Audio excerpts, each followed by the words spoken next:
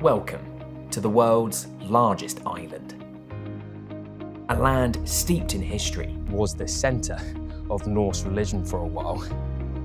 Vibrant communities and animals as old as the Ice Age. This is where my journey begins. In September 2025, I set out on an unforgettable adventure. The eagles are right above us. With Polar Latitude Expeditions. Welcome to Greenland. Where glaciers carve through ancient mountains. How ridiculous is that? Whales glide beneath the waves. Absolutely phenomenal. And colourful Arctic villages bring warmth to one of the coldest places on Earth. For 10 nights, I lived aboard the Ocean Albatross, a 104-metre X-bow expedition ship, navigating breathtaking fjords, meeting ancient Arctic lineages. Well, this is a bit of a treat. It's just a bit of a stinky one, isn't it, mate? Following the footsteps of apex predators. Paw prints of a young polar bear. And braving polar plunges. Greenland has so much more to offer than just ice. Pretty cool to think that at some point in the last few hundred, if not thousands of years, Inuit people would have been in their kayaks, paddling through this field. From stunning northern lights to rich Inuit culture, Greenland is a land of resilience, wonder. Look at that, it's like something out of Game of Thrones. And mystery. This is a journey like no other. And we then had my favourite sound on an expedition cruise ship. There's Orca at 3 o'clock. So, subscribe, grab your parka, and let's head north.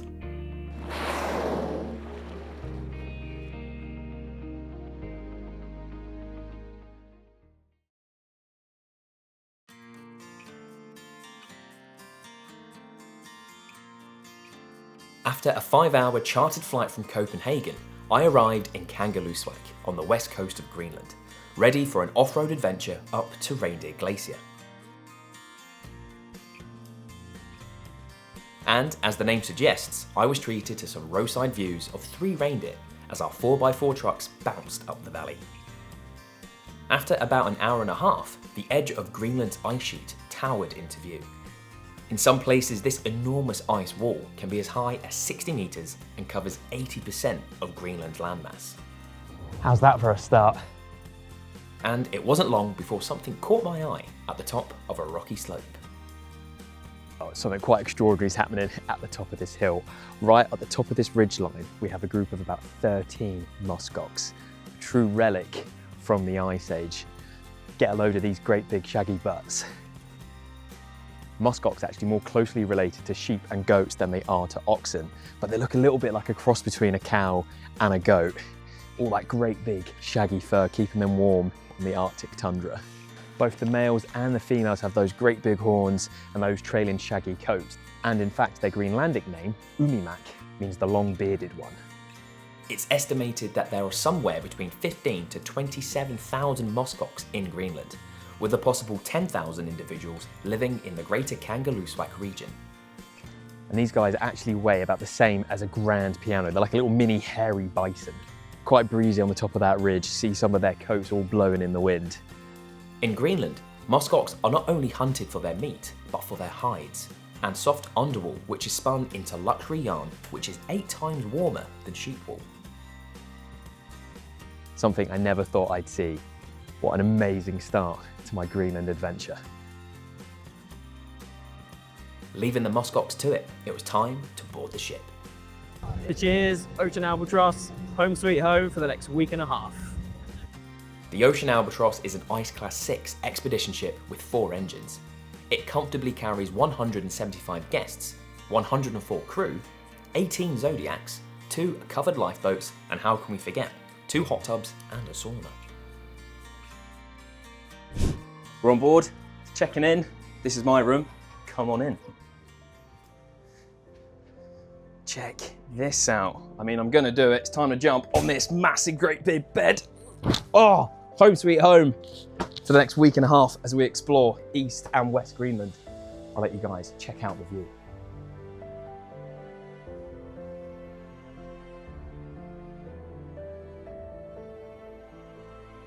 Gonna be a bit of an early night tonight. Absolutely shattered. We've just set sail. We're heading out through the fjord and we've got a jam-packed day ahead of us tomorrow. So I think it's time for a bit of dinner, an early night, and it's all systems go. That night, the Ocean Albatross sailed roughly 110 nautical miles, heading out of Kangerlussuaq Fjord and into Eternity Fjord, ready for a slightly soggy, sub-zero, ice-filled morning.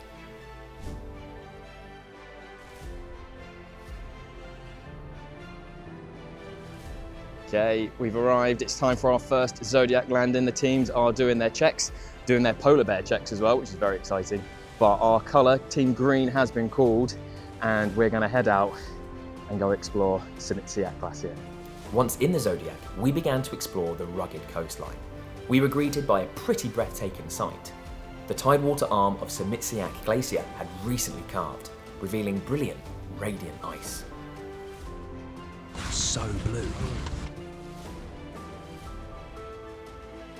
With smiles all around, it was time for a quick warm-up back on the ship before cruising over to Aappilattoq Island in the Davis Strait, to a town that was founded back in 1755.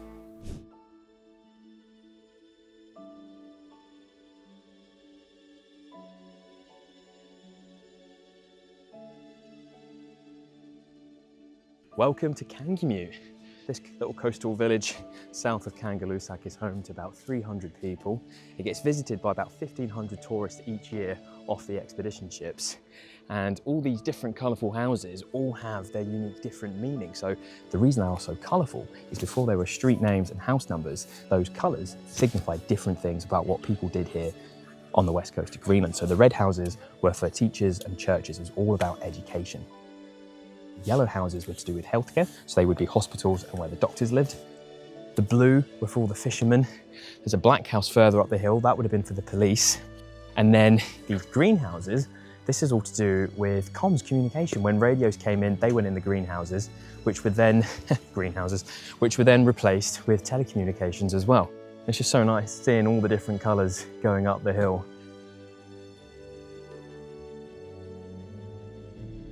Oh, it's been a pretty fascinating couple of hours, to be honest, getting to see the local choir singing.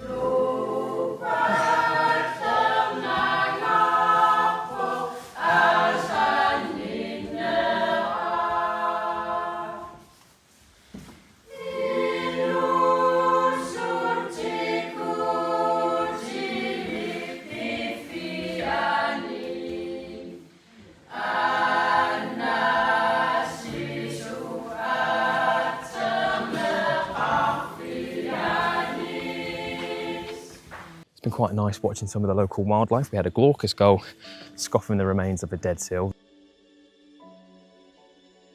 There's ravens just sort of patrolling everywhere, just lurking on rooftops, squawking, being very vocal and chatty, just keeping their eyes peeled for any activity that's going on that they can get involved with. But something I wasn't expecting to see, snow buntings on a bird table. That was quite a pleasant surprise, really, watching little snow buntings like a garden bird, something, you know, seeing snow buntings in the UK up a mountain, and here on the west coast of Greenland, almost like a sparrow, just making the most of a free meal on someone's balcony.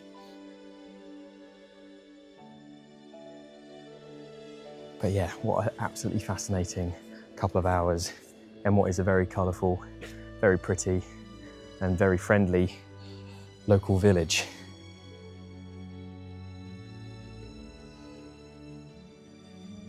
Just at the back of the ship now, watching the sun go down.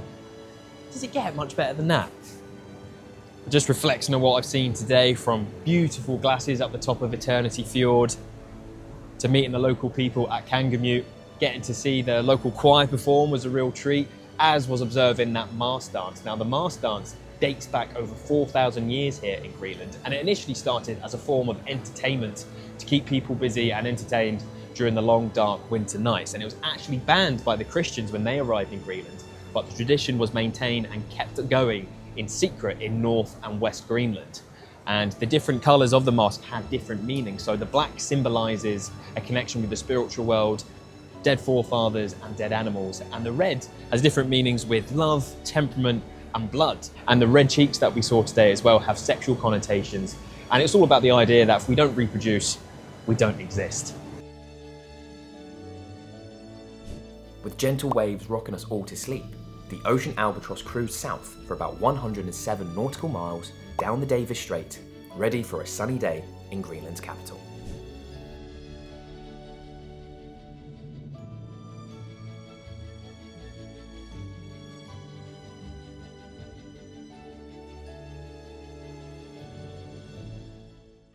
We've arrived in Nuuk, Greenland's capital city and the world's most northerly capital city. It's home to about 20,000 people and it serves as the cultural and political centre for Greenland, home to its government and its university. Some of the crew on board have been nicknaming it Nuuk York because of the new skyscrapers that have been built over the last couple of decades. Start spreading the news. We are leaving today. And the word Nuuk comes from the Greenlandic word for point on a peninsula. And when there was a Danish colony here, it was also known as Godfarb, which meant good hope. My favourite thing about this capital city is the series of boardwalks that hug the coast. These paths link the harbour with scenic lookout points, beaches and residential areas, allowing both residents and tourists to explore the coastline while preserving Nuuk's Arctic tundra.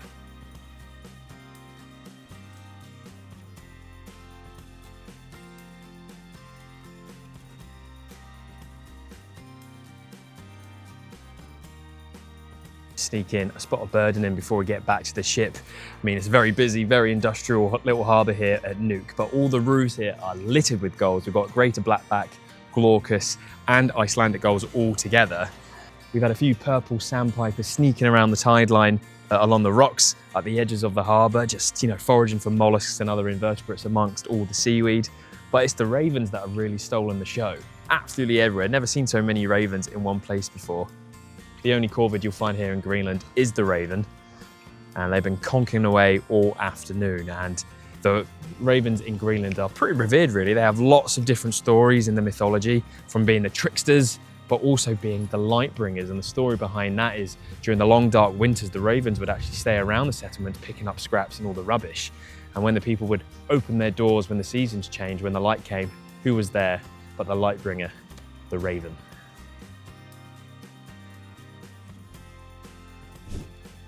From here, we continued our journey south, and it was a tad breezy out on deck. Well, it's a bit wet, wild and windy out here today. We're doing a bit of a stomp on our first full sea day. We're covering a distance of about 360 nautical miles. We're currently about 18 nautical miles off the coast, and we're traveling from Nuuk, which we left yesterday evening, all the way down to the coastal town of Qassiarsuk, which is where the famous Viking Eric the Red first settled after he was banished from Iceland for murder.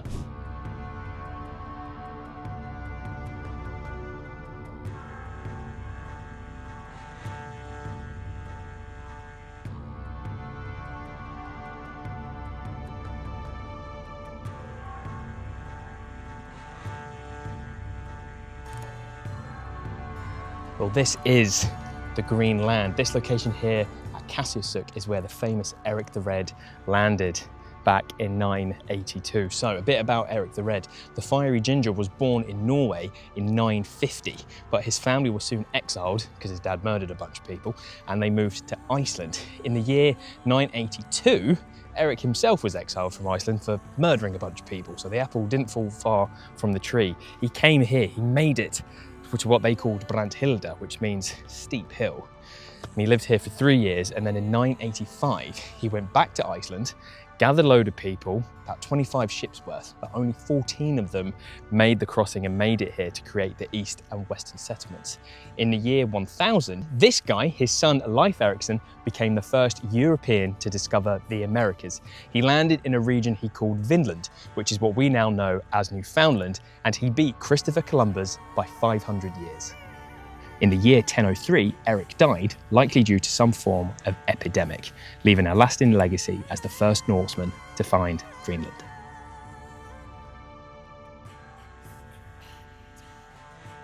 Also in the year 1000, Eric's wife, Tasiilaq, built the first Christian church here at Qassiarsuk, and the remains are just here, and there's a reconstruction just further up the hill.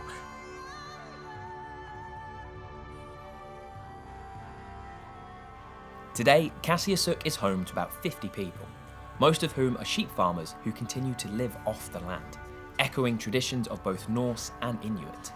It's one of the few places in Greenland where farming is viable, thanks to the relatively mild climate of the southern fjords. After lunch aboard the ship, we made a short crossing over to a rural site known as Italek, a scenic and remote shoreline anchorage. From here, we continued on foot, passing by a series of recently cultivated meadows, which are part of a seasonal preparation for winter sheep fodder, and down to some ruins that offer a striking glimpse into the central role this area played in medieval Greenlandic society. What a cracking hike this has been. We started on the other side of that hill, Italek Bay, and we've come over the top, down the ridge, down to this coastal town of Inuit, and I'm now standing in the remains of a 12th century cathedral. It was built in 1126. This was the centre of Norse religion for a while, and this cathedral was about 27 metres long by 16 metres wide, which was massive by Greenlandic standards. Just going through the arch, you can still see some of the remains of the cathedral and the farmstead, and it's just a cracking little spot. As we slowly made our way back to the ship, I spotted Greenland's largest bird of prey, and one that were considered the watchful guardians of the skies in Norse mythology. We're nearly back at the ship, but I've just stopped, as above this ridgeline we have two juvenile white-tailed eagles getting mobbed by ravens. So the ravens definitely not happy that those two big old juvenile eagles are around, but there's been a few talons facing each other. Bit of a aerial dogfight going on. These eagles are found mainly along Greenland's western and southern coasts, where cliffs and rocky islands provide ideal nesting sites.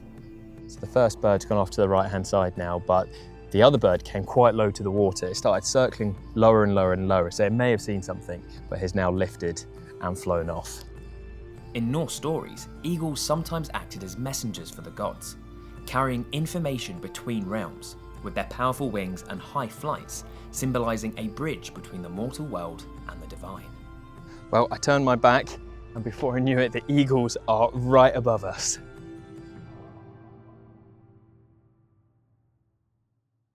During the early hours of the following morning, we reached the almost southern tip of Greenland and entered the western end of the Prince Christian Sound on our way to visit the coastal settlement of Aappilattoq.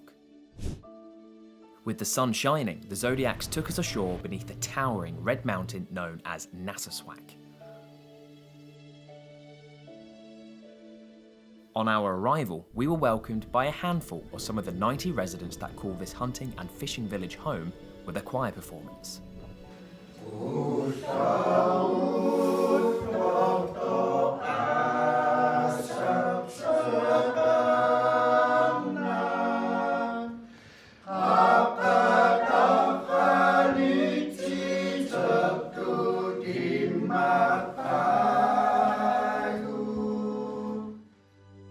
From here, we had time to hike a little way into the hills behind the village.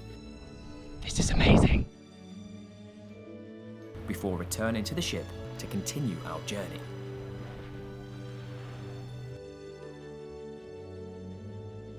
We're currently sailing through the Prince Christian Sound. It is absolutely spectacular. It's one of those places where you don't really know where to look. There's glaciers plunging straight into the water. So the Prince Christian Sound stretches for about 60 miles. At its narrowest, it's only 500 meters across.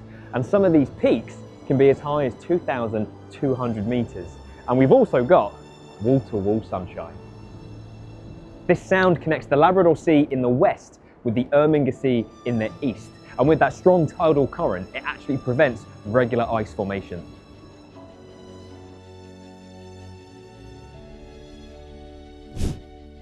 And as we left the eastern end of the sound, we were greeted by our first humpback whale of the expedition, and a slight spoiler alert, there are plenty of humpbacks on the way. Through the night, the ocean albatross continued north on our way to Skjoldungen fjord. But the North Atlantic had a little surprise in store for us as we pressed closer to the fjord.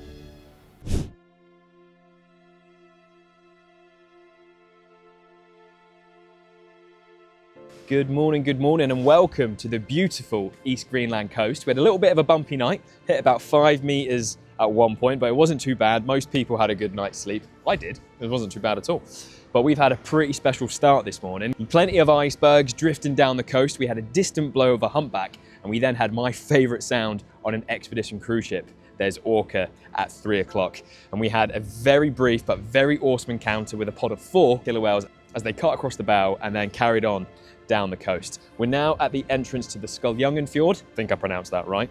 And we're going for a hike this afternoon. It's meant to be a bonkers 11 degrees and the sun's starting to come out. The wind is dropping. So hopefully we're in for a pretty magical afternoon. What a start to the day.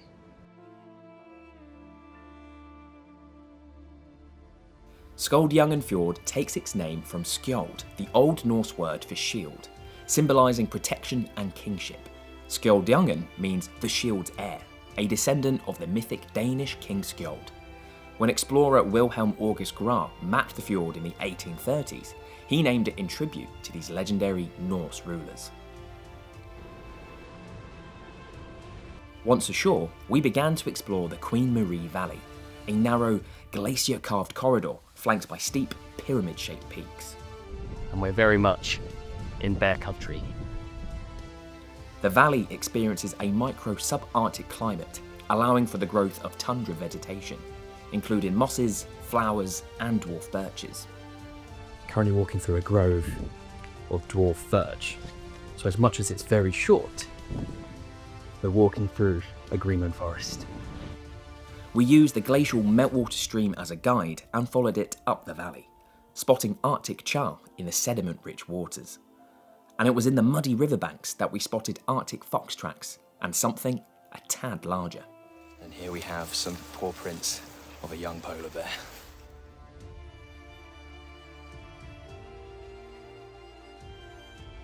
Oh boy, what a day. What an unbelievable hike that was. I'm a little bit shattered actually. But I was going to do the video vlog from the beach, but the black flies were right in your face. It was like midges and then some. It was a very special hike. I mean, the scenery here is almost Patagonian. It's absolutely mind-boggling. All these peaks, the glaciers coming down, and all the colours at the bottom of the valley, the oranges, the reds, the greens and the greys, and had a bit of a burning smell, and that's apparently the autumn smell on the tundra. But the most exciting thing out of the entire walk was getting to see our first polar bear paw prints. Now these were juvenile bear prints, and there's not been much rain recently, so we don't quite know how long they've been there. But just knowing that somewhere out there, a bear has walked the same path that we have, I mean, it keeps your heart racing a little bit. Let's see what tomorrow brings. That night, the ocean albatross continued north, on our way to Sermitsiaq fjord. But just after breakfast the following morning, and when we got to somewhere around here, this happened. This is mad. We've got fin whales and humpbacks all around us. It's blow, blow, blow, backs, backs and backs. And there's fin whale right there. They're coming right in front of us. Look at that!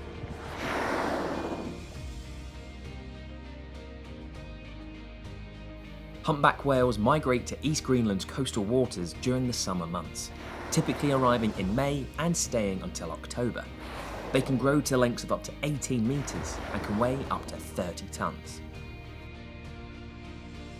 A mother and calf right down the side of the boat. Here they come, here they come. Just see their peck flippers, the white of their fins underneath the water, and there she blows. How very special is that? Flute coming up. Awesome. We're at a shelf edge here at about 150 meters, so it should be absolutely chock-a-block full of food, which is why it's been whale soup this morning. Reaching lengths of up to 27 meters, fin whales are the second largest whale species after the blue whale, and can reach speeds of 25 miles an hour, making them the fastest of all the great whales. I've never seen a fin whale that close before, and that was absolutely spectacular. We can still see the blows in the distance as we're heading back to the coast. But triple figure humpback whales and fin whales all feeding together. That was just absolutely incredible. One of those amazing mornings that you have with the natural world. Doesn't always happen, but it happened today. It's always very special being in the presence of whales like that. But when they come so close that you can hear them breathing and blowing right beneath you.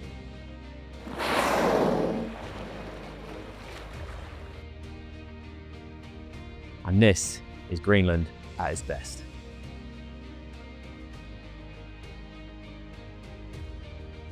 Leaving the whales to continue stuffing their faces on krill, we continued to the mouth of Sermitsiaq fjord.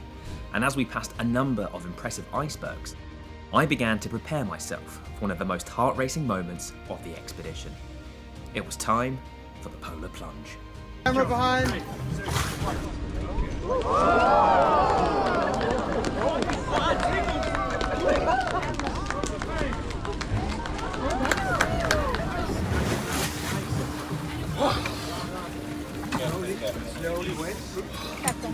Yeah, I'm good.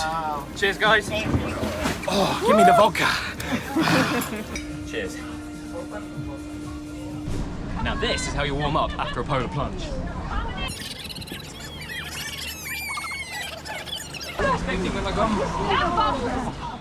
Polar plunge, hot tub, check out that view.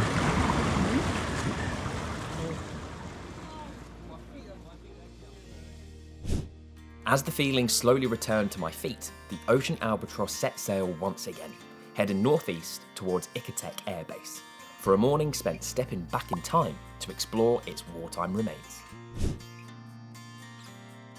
It is another spectacular morning here on the east coast of Greenland, and we've got quite an interesting day ahead of us. Not only have we started the day with the most gorgeous views with blue icebergs, sheer mountains, and just really nice flat calm seas, but we're going ashore shortly to explore an abandoned US airbase here at Italek. This is the Bluey East 2 airbase, and it was operational between 1942 and 1947 before it was abandoned and left as a bit of a ghost town. So it's going to be quite fascinating to see all the remains. The American forces set up this airbase after they took control of Denmark's defence. And in 1941, using Reykjavik's RAF airbase, they sent out planes to start scouting the area. And then they found this location. Following that, they sent out the sled dog teams to check it out on the ground. And then they established this 5,000 foot long gravel runway. And the Zodiacs are just going out now. There's the team going out. And in about half an hour's time, we're going to go ashore and explore this abandoned airbase.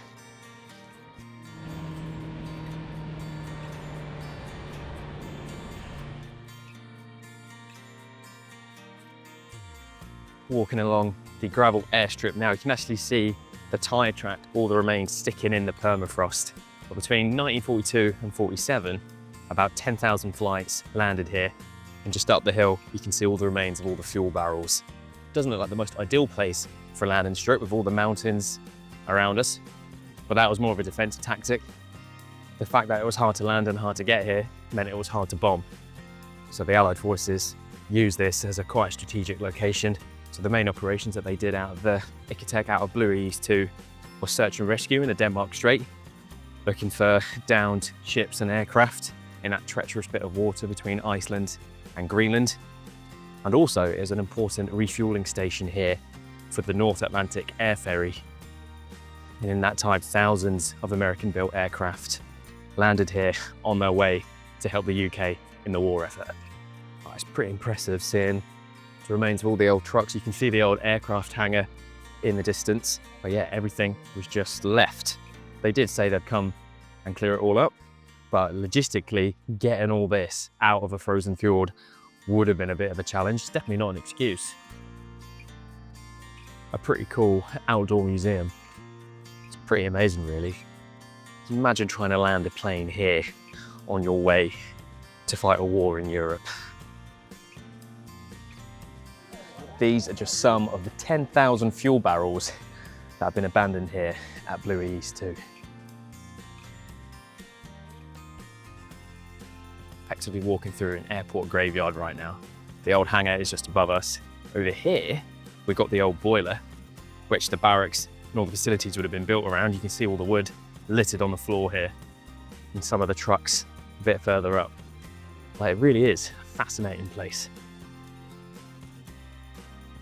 We've just been following this river up from the base of the landing strip to reach this beautiful lake, and the reflections from the mountains, absolutely stunning.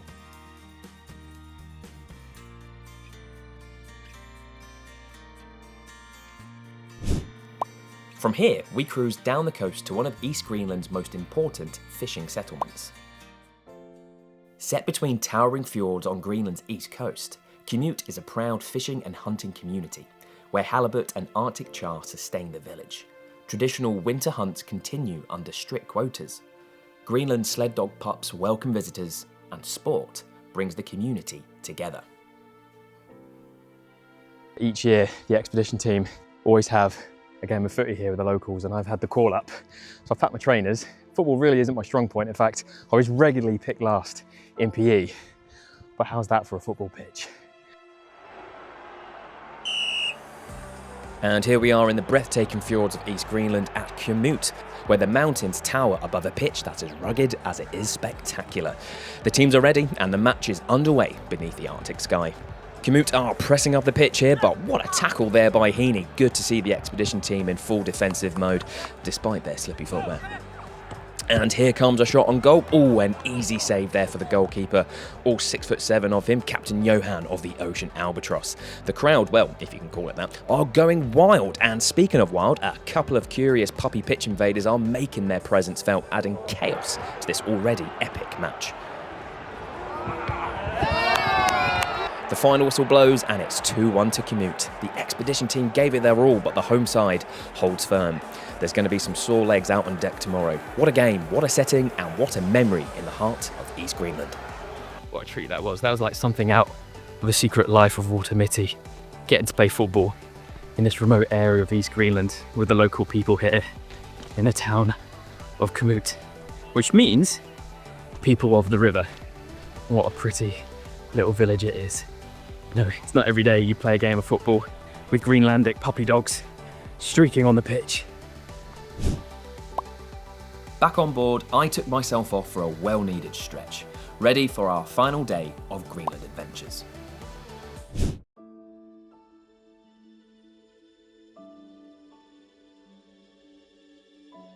Beneath a small band of fog, the Zodiacs began ferrying us over to a town whose Greenlandic name means the place where the seawater looks like a lake.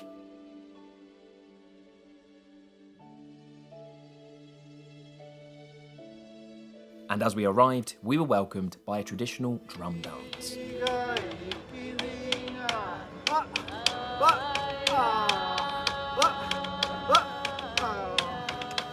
We are currently about 100 kilometers south of the Arctic Circle in the very picturesque town of Tasiilaq on Tasiilaq Island. It's home to about 2,000 people and is often nicknamed the capital of Eastern Greenland. But it was Tasiilaq's canine inhabitants that I was most excited to meet. These handsome looking guys are the local Greenlandic dogs. They're a Spitz-type sled dog, and they've been genetically pure for hundreds of years. They were first introduced to Greenland by Inuit settlers when they arrived, and they're prized for their power, their endurance and their strength for dragging sleds through the harsh Arctic conditions. These dogs will often cover more than 50 kilometers in a single day over sea ice or thick snow. And one thing that's really important in Greenland is asking permission before petting any dogs. And obviously the owner here has very kindly let us pass some puppies around, which isn't a bad way to spend an afternoon. It's just a bit of a stinky one, isn't it, mate? The population of Greenland dogs has declined in recent decades, from over 30,000 in the 1990s to around 12 to 15,000 today. This decline is mainly due to modernisation, the use of snowmobiles, and climate change reducing sea ice routes. Well, it's feeding time, it's getting very noisy. These Greenlandic sled dogs like to have their lunch. Very excited. It's quite the 4D experience. They're getting fed a nice mix of salmon, trout and halibut. We've got some very happy dogs. They've calmed down a bit now.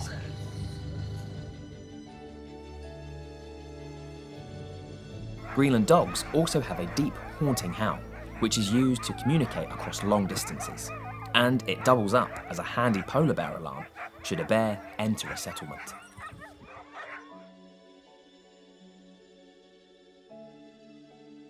Well, it's been a pretty incredible 12 days here in Greenland, somewhere that's absolutely blown my socks off, to be honest. The wildlife has been, admittedly, a little bit few and far between, but what we have seen, you know, seeing those muskox on our first day outside Kangerlussuaq, up on that ridgeline, all of their shaggy fur blowing in the wind, to hundreds of whales feeding together. You know, we easily hit triple figures of those humpbacks and fin whales that morning as we were coming up the east coast. It really was something spectacular. That was something straight out of Blue Planet. I mean, how can we forget the Orca giving us a drive-by as we got out of Prince Christian Sound? Those sorts of sightings you would normally expect with an Antarctic expedition. Very lucky to have witnessed that here up in the Arctic. For just taking a moment to just sit, enjoy the view, and just reflect on what's been an incredible adventure. From polar plunges to kayaking past icebergs. What a treat, paddling in the birthplace of the kayak. Getting to meet the Greenlandic puppy dogs. Very cute, very stinky. Coming home with me? Hey? Thank you, kisses. Yeah, nice kisses. This coat is gonna need a wash. To playing football on the most stunning football pitch I've ever seen, and I'm struggling for it today. My legs are in pieces. And I just want to say a massive thank you to everyone on board the Ocean Albatross for looking after us, and for the expedition team. Not only have they made everything safe and secure, you know, being in polar bear country, but they've made everything absolutely super fun, really enjoyable, but kept that expedition vibe in there.